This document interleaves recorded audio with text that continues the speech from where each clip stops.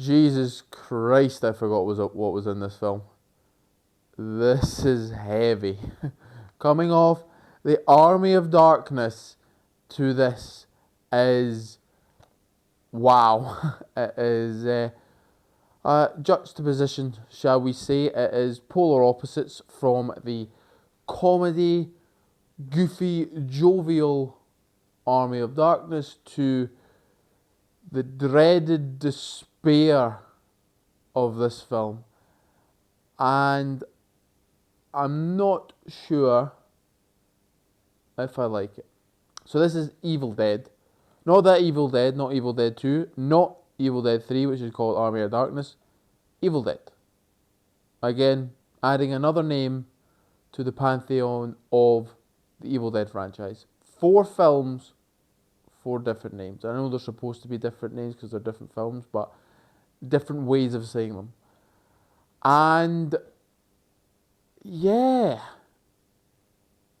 I feel like genuinely sad after watching that because unlike the camp, like horror, right, it closely resembles the Evil Dead because it's strictly horror, but it goes so far beyond horror or attempting to be horror that it's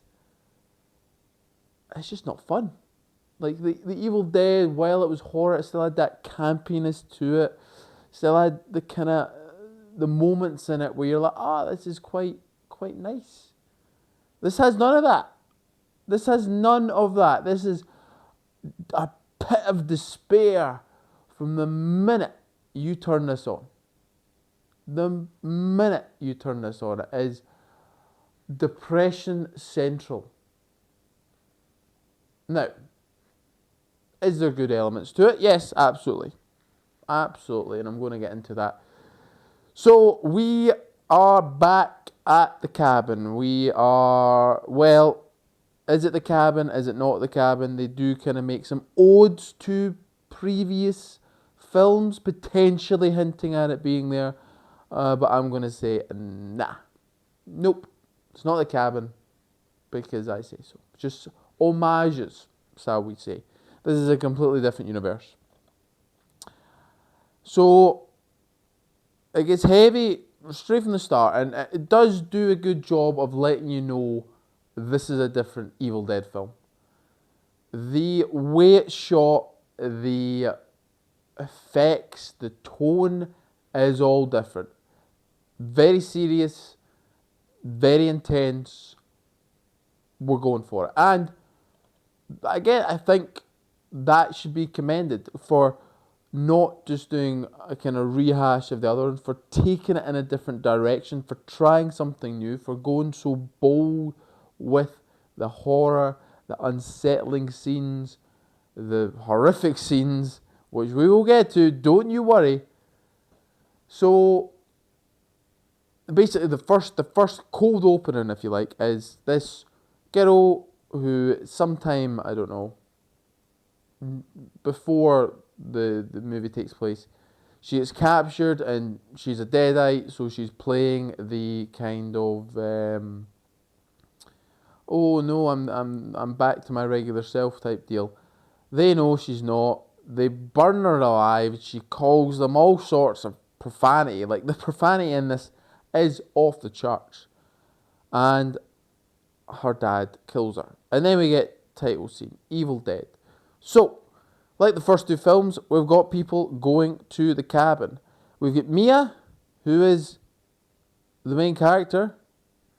We'll get to that. Her brother, Jamie. Oh no, I don't know the brother's name now. The brother, we're going to call him the brother. Brother's girlfriend. The friend, and I'm going to call the last guy the asshole. Because he is one, and he is the biggest one in this entire film. One of the most annoying horror characters there's ever been. I will get to him. So, it's heavy. It is heavy from the start. The reason they are there is so Mia can kick her drug habit. Now, I'm guessing heroin, but they don't specifically say what the drug is.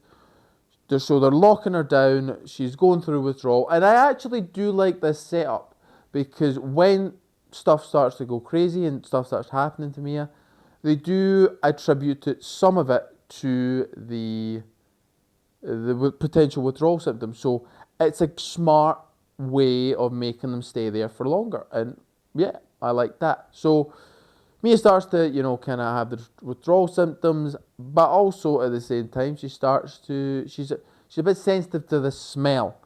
So the dog, who's called Granddad, terrible name for a dog. Let's just get that out of the way first. Absolutely no need to call it after like a family member. Not even their name, just call them Grandpa. Stupid. And of course, because it's a horror movie, the dog dies. Spoiler. Anyway, where was I? Sorry. So the dog sniffs up, and there's the hatch leading down to the cellar, and just to make sure that you know that it's a different tone, we're gonna wrap the Necronomicon in barbed wire and a black bin bag, because that will keep it out, surrounded by dead, decaying cats. Scary. Not really. So, this asshole, the asshole, takes the Necronomicon and starts reading it right next to clearly defined words that are probably written in blood, saying, don't read it, don't write it, don't say it. He reads, writes, and says it, and unleashes this whole thing upon us. Now, I know it happens in Evil Dead, where this book is translated, but it was getting translated, so they didn't know what they were saying. You have explicit warning in there not to do those things, and you do them.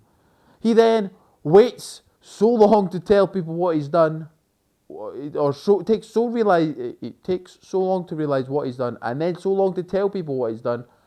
It's maddening. Absolutely maddening. Where do we get to? So, while he's reading that, the Evil Dead cam's back. That's 4 films from 4. We've got the Evil Dead cam, it flies at Mia and possesses her? Maybe? We're not sure. Makes a copy of her. Anyway, so she sees this, she sees herself, but it's not her, possession and all that. So she's like, we gotta get out of here. And that's where they're like, nope, because you're going to withdrawals and you're just seeing stuff, we're staying here. So again, good reason for staying. She steals the car anyway. Drives herself, the demon self, scares her off the road. She's in there. She gets chased through the woods. Evil Dead comes back. Love it. Never get sick of it. And unfortunately, they decide to bring back the tree rape scene. Yep. Tree penetration scenes, shall I say. And it's gross, it's unpleasant, it's unsettling, it's not a fun scene. And yeah, that's her possessed now. She is now officially possessed. And the makeup department, the prosthetics department, the practical effects deserve some kudos as we get into the more gory parts of the film. Some really violent, graphic detail. They do not skirt away from it. They show a lot. And it looks very good. Has to be said. It's grimy, it's bloody, it's disgusting. Just disgusting. So when do we get the first big... Oh yeah, so Mia is clearly, at this point, they're like, what is going on? She burns herself, boils her skin in the shower. And again, the makeup, excellent. Really looks terrifying.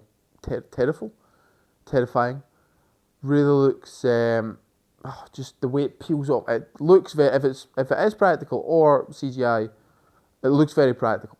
Just say. So then they take her out the shower. They put her in there like, what's going on? She comes out with a shotgun. She shoots her brother. She then pukes on the friend, who then throws her into the cellar. And asshole guy locks her in the cellar. Did no one try to stop that? But There's good callbacks. There's really good callbacks to the kind of the Evil Dead franchise where he's on it and the thing's pushing her up. I really liked actually where as soon as he closes it, she's at the bottom of the stairs. As soon as he closes it, she's there trying to get up. It's just a nice kind of like, oh, she's got different powers to what the other Deadites had. So anyway, the friend who got puked on goes to clean up, and the book turns to the picture of someone cutting their face off, and this is what this person decides to do. They decide to cut off their face with a bit of mirror. And yeah, they don't skirt away from it. They show it in graphic detail. The sound effects leading up to it, that whole scene actually where the asshole friend goes in, the sound, oh, it's awful, but it's so well done. It builds that atmosphere and leads to the actual, although they do ruin it by showing a picture, like her reflection in a mirror of the face already cut up, so you're like, we've seen it. Anyway, and then the syringe scene comes into it. I think one of the most,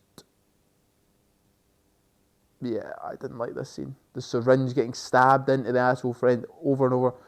And the asshole friend deserves all this, and he gets a lot more, which is quite funny. But the best practical effect, I think, in this whole film is the needle near the eye. He pulls it out, and his skin comes with it. It looks so good. It looks so good. So then, but he kills her because she's attacking him. Then we go into what happens next. Can't remember.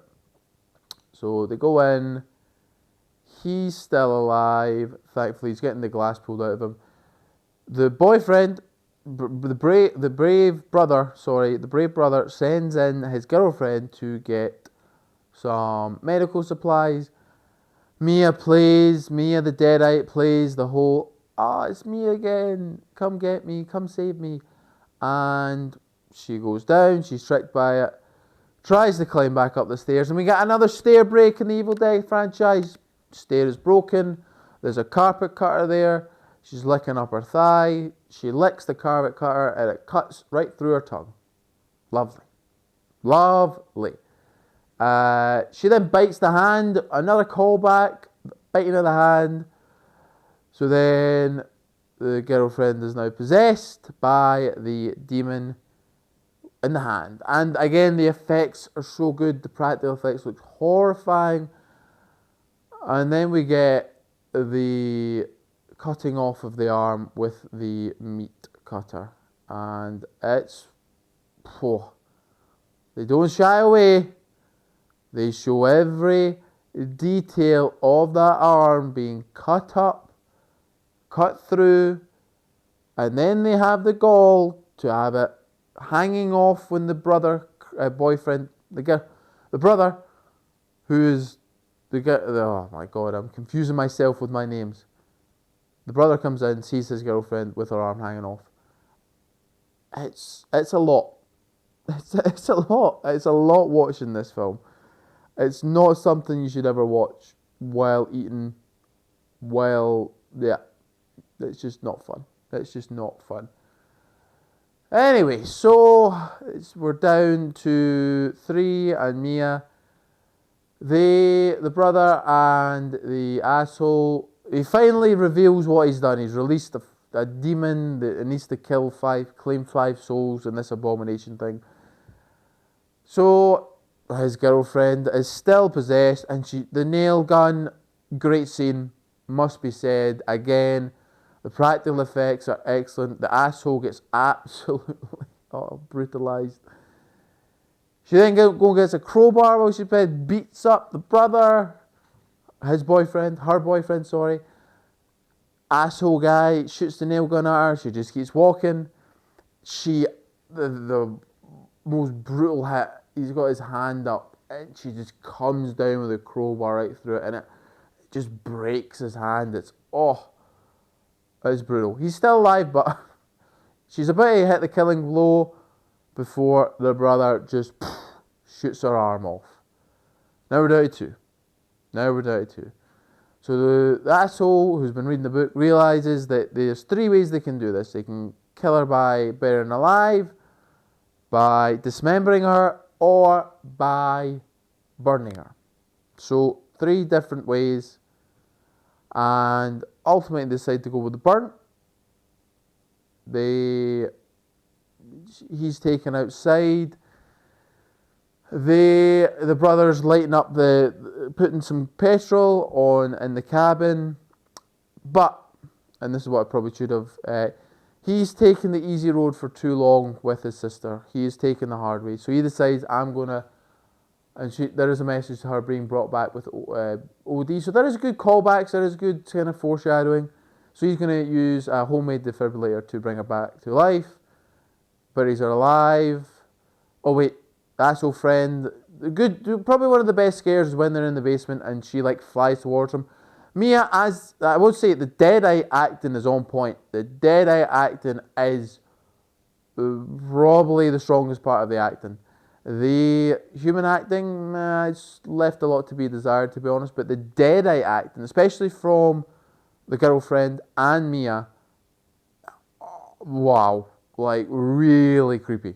Really creepy. Like, when Mia's on screen, I'm just like, oh.